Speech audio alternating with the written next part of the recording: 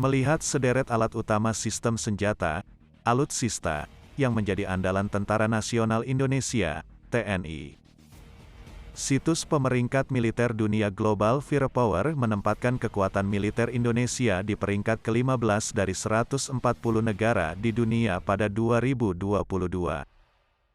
Dari pemeringkatan ini, Amerika Serikat, AS, masih menjadi negara terkuat dalam urusan militer dengan skor 0,0453. Posisi Indonesia melesat satu peringkat dibanding periode sebelumnya dengan skor 0,2251 Power Index.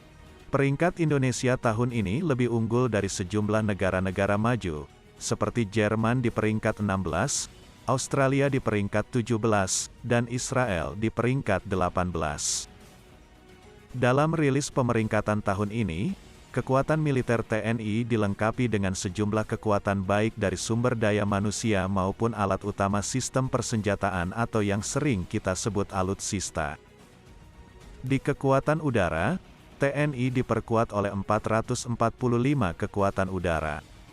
Total jumlah kekuatan udara yang meliputi 41 pesawat tempur, 23 dedicated attack, 66 transportasi, 126 trainers, 17 pesawat khusus, 1 pesawat tanker, 172 helikopter, dan 15 helikopter serang.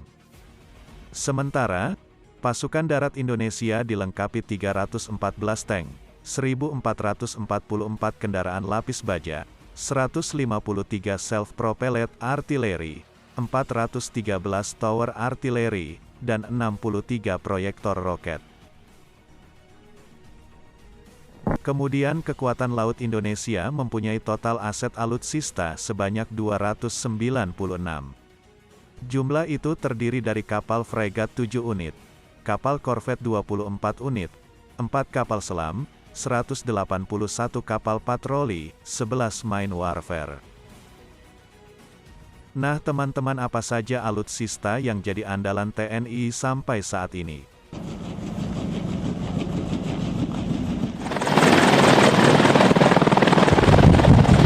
Helikopter Apache.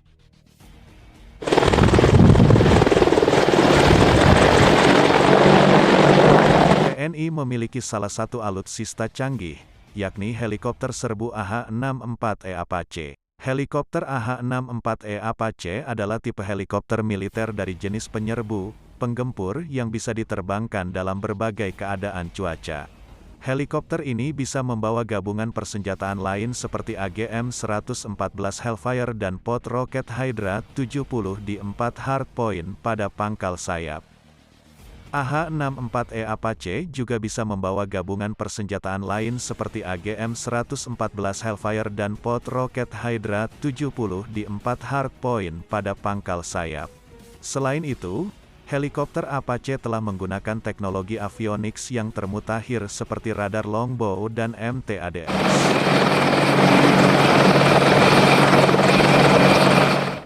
Peluncur roket Astros. Dilansir dari tniat.mil.id, Astros 2 Mk6 adalah peluncur roket multiple atau multiple launcher rocket system, MLRS, jenis roket unggulan terbaru yang dimiliki TNI AD sebagai senjata bantuan tembakan. Astros 2 Mk6 dioperasikan oleh Satuan Arteri Medan, Armet TNI AD. Roket buatan Avibras Aerospatial Brazil ini mempunyai nama Area Saturation Rocket System, Astros, yang diproduksi pertama kali pada 1983, dan terus dikembangkan sampai sekarang. Seri yang dipilih dan dimiliki Indonesia adalah dari tipe 2 dan generasi ke-6, Astros 2 Mk6. Tren MLRS adalah ke arah sistem peluncur modular, di mana pengisian ulang munisi dilakukan bersamaan dengan tabung peluncurnya. Adapun caranya adalah dengan mengganti tabung peluncur yang telah kosong dengan tabung peluncur baru yang sudah diisi munisi.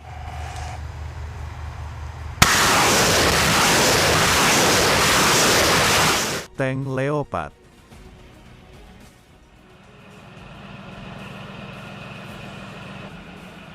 Tank Leopard berasal dari Jerman yang dikembangkan oleh Krauss-Maffei pada 1970-an yang awalnya digunakan dalam kedinasan tentara Jerman. Namun dalam perkembangannya, tank ini dikomersialkan dan dijual ke beberapa negara. Indonesia menggunakan tank jenis ini pada 2011 yang menggunakan beberapa tipe. Salah satunya adalah mode Revolution. Tank ini memiliki berat sekitar 60 ton dengan panjang 9,9 meter serta lebarnya 3,75 meter. Leopard memiliki tinggi 3 meter dan bisa digunakan untuk 4 awak.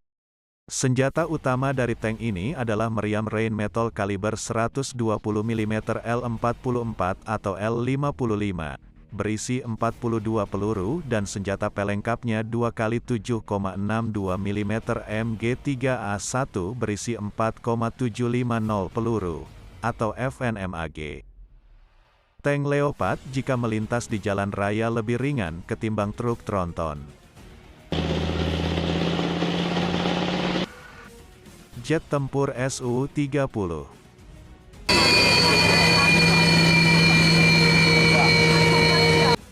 Dilansir dari teni-au.mil.id, Su-30 merupakan jet tempur yang dikembangkan Sukhoi, Rusia pada 1996. Pesawat ini adalah jet tempur multifungsi yang efektif dipakai sebagai pesawat serang darat. Pesawat ini dapat disandingkan dengan FA-18EF Super Hornet dan F-15E Strike Eagle dari Amerika Serikat. Pesawat jenis ini dilengkapi dengan sistem radio location yang memungkinkan pelacakan hingga 10 target dalam waktu bersamaan. Fitur ini membuat Su-30 cocok sebagai pemimpin pesawat tempur taktis sebagai target buruan dari pesawat musuh.